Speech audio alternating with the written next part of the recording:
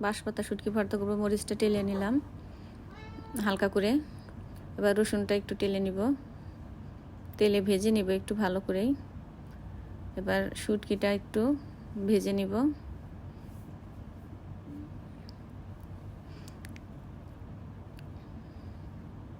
দেখতে পাচ্ছেন শুটকিটা কিভাবে ভাজা হচ্ছে। শুটকিটা ভাজা শেষ।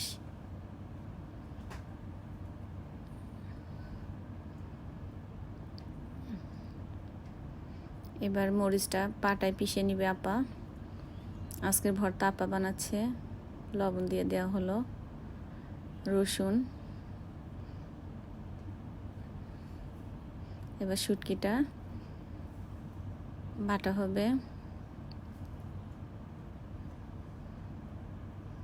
এই শুটকিটা অনেক মজা এভাবে বাটলে।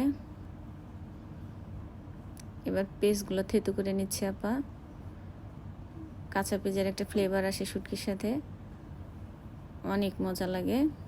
ভর্তাটাও একটু আঠালো হয়।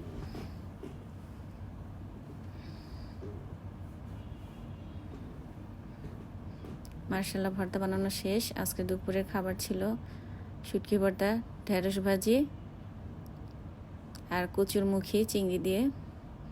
অনেক মজা হয়েছে মার্শাল্লাহ। এভাবে বানিয়ে খেয়ে দেখবেন, দুর্দান্ত মজা হবে। আর শুধু খেতেই